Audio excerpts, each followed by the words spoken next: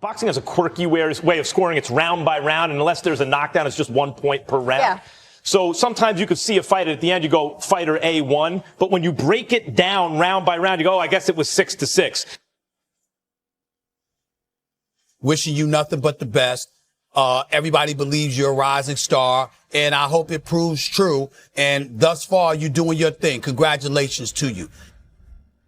And some people maybe don't. How good is Shakur Stevenson in your opinion? He's not good, he's great.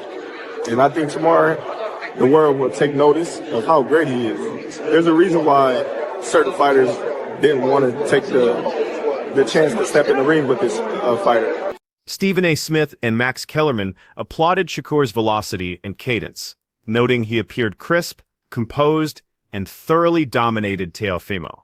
They emphasized the contrasting physiques between the fighters, with one clearly being the superior athlete in their assessment. Shakur can punch way better to the body than Lomo can. Loma has more power at his weight than Shakur has had so far. For sure. At his weight. No, I agree with this. Shakur is longer than Loma and naturally bigger, but you can't say that Shakur's ahead of Loma. He has not proven that yet. Maybe he will be, but man, that's a lot. Very few fighters. He's a great. Yeah, but who's your favorite fighter, Shady? Bro, and still he's telling you. Right, and he's Shady also loves Teo. Shady's a big Teo. That's why one thing about your boy, I keep it 1,000. I don't have no favorites. Kellerman expressed no shock at the outcome, given that Teofimo previously fell to Kambosos, a boxer who lacks Shakur Stevenson's elite technical abilities. Question, even in the loss that he had against Kambosos, where he had a puncture, like he had some medical condition in his esophagus that was dangerous actually, and it looked like an off night. By the way,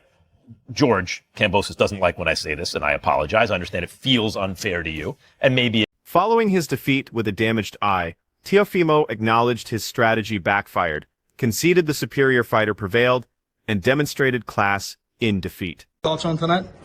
Just grateful to be here, man. That's all. You put on a performance tonight, and unfortunately came up short. But what was it that surprised you about Shakur Stevenson? Nothing at all, man.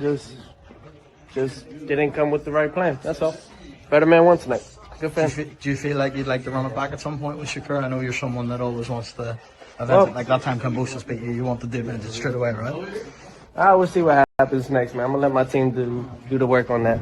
Ryan Garcia posted on social media criticizing Teofimo's approach, pointing out the strategic errors that enabled Shakur Stevenson to control the bout with ease. Terrence Crawford lauded Shakur Stevenson, declaring he transcends being merely skilled to being exceptional, elite, and destined for universal recognition of his supremacy. He's great. A lot of people started saying, oh, he's a runner, he's this, he's that. Just to detour people from being excited to see him fight because he's not knocking people out and all that crazy stuff. But they would see why people really don't want to get in the ring with him come tomorrow. I know you've shared the ring with him, sparring plenty of times. What makes Shakur Stevenson great? What makes him different? What makes him, I don't want to say an ilk of yourself, but in the same kind of era, the Bud Crawford era, he's got a Shakur Stevenson era coming from. Everything. The offense, the defense, the poise, the rhythm, the distance, the timing, the punch placement, the react time. Like, I can go on and on. You know, the toughness, the grit, the grind. Like, he's amazing, you know, and tomorrow he will show. Wade Pellman declared Shakur Stevenson could very well be the planet's finest boxer currently, having systematically dismantled Teofimo Lopez while making the task appear effortless, as Shakur secured victory and established his superiority. Andre Ward responded immediately, calling Shakur exceptional and predicting continued validation of his greatness. He better leave that alone. What did you think of Shakur's performance tonight? He did what he had to do, man. You know, there's always room for improvement. You know, I think he had a lot of stuff he could have did, but he's so talented and gifted, man. You know, you also got to trust what he's seeing in there. You know, we're on the outside, you know.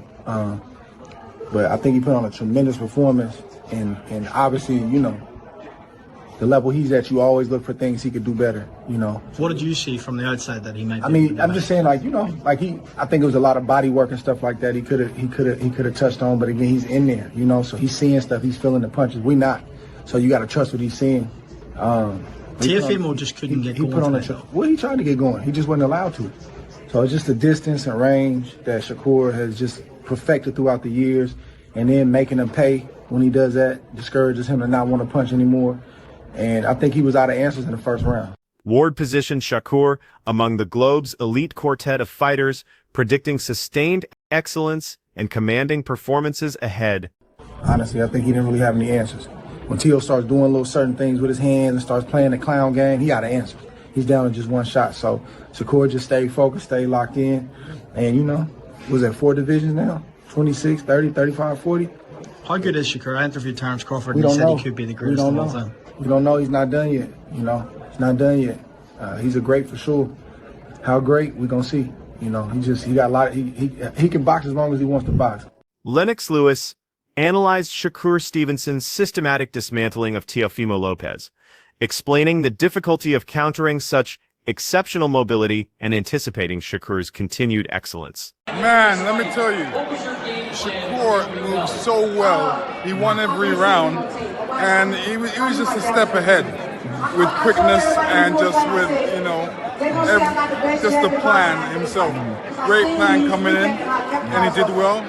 Congratulations to him. He won all the rounds? Is that what you're saying? He won all 12 rounds? Well, maybe he lost one, but he won the majority of rounds. At what time did you realize that this was just going to be Shakur taking over the whole fight? After the 4th round.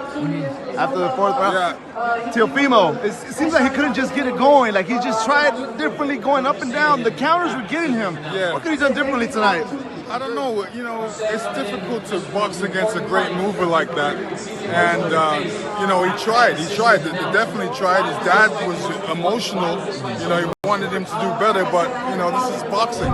Keyshawn Davis expressed zero surprise at the outcome, stating he anticipated exactly this type of masterful display from Shakur, demonstrating his exceptional talent and control. Jermaine was like, all right, he's like, for real. So I wasn't surprised at all. And plus his eye was shut, it was bleeding, like it was time to stop. Incredible performance. Eddie Hearn responded by admitting his confidence in Shakur's victory. Though the margin of dominance surpassed his projections, Shakur's performance transcended expectations through brilliant control, with Hearn celebrating his technical ability, quickness, and comprehensive ring mastery throughout the contest. I was fully confident he'd win the fight. I didn't think he'd win it as widely as that. I thought, you know, I mean, look, Teo's a great fighter. He made him look average in there. And that's because Shakur is so good. His IQ is so good. His footwork is so good. I actually think he could have stopped Teo if he would have pushed on the gas a little bit, but didn't need to. It was so easy. He's a 4-division world champion at 28 years of age. Phenomenal. What was his excellency saying ringside watching it? Just that he's so good, you know, and I think sometimes people think that you know, Teo can do a little bit more, but like every time he tried to, he was just getting countered, peppered, and yeah, it was phenomenal to watch. Conor Benn always managed to come away. Started on a few people tonight, yeah. Shakur Stevenson, so I just spoke to him there. He said his style's boring. He said if you like boxing, he gets it, but other than that, it's easy work for him. That fight realistic? Yeah, why not? Look, for me, I still dream of Conor Benn winning a world title. Zach Schumacher. Atlas argued that while the performance invites criticism, the warrior spirit remains unquestionable, emphasizing boxing requires more athletes, like Teofimo, who risk everything.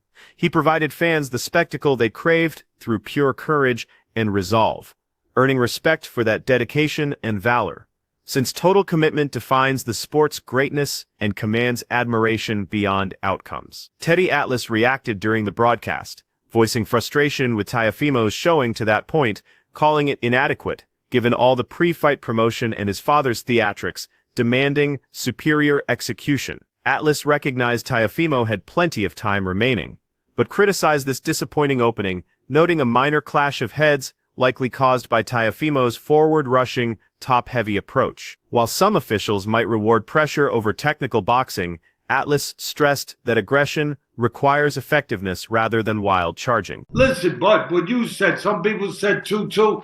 I understand. I think it's a shutout. Shakur won this round so far, but a little headbutt there, I guess. A warning from the ref.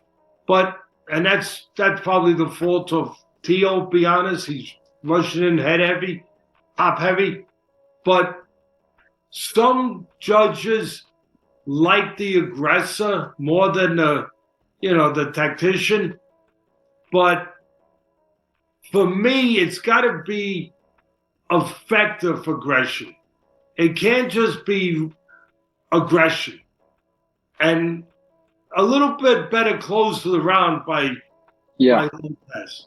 That was it was. He went to the body better. He had a little success. Atlas praised Shakur's bodywork with the right hand, celebrating his technical supremacy and noting how Shakur managed distance, landed to the midsection, and utilized his right effectively. He mentioned Teofimo's father shouting instructions to attack Shakur, but hoped for superior tactical guidance since Teofimo desperately needed it, discussing scoring while suggesting Teofimo might have edged the second portion, though trailing overall. Atlas highlighted the critical importance of Shakur's lead punch, recognizing both fighters understood its significance, but Shakur's mastery of it maintained his advantage. He concluded that for Teofimo to remain viable, he needed adjustments, capitalizing on minor victories and answering Shakur's accuracy.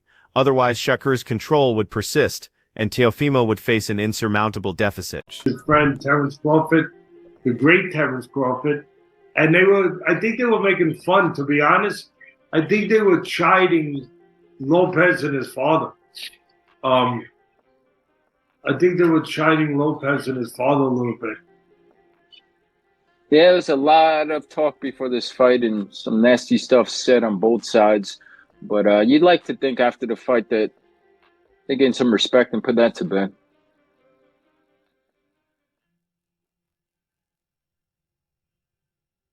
Terence Crawford doesn't lose, huh? Clarissa Shields beamed with pride over Shakur Stevenson's commanding display against Teofimo Lopez, declaring he didn't merely win, but thoroughly dominated his opponent, demonstrating his world-class status.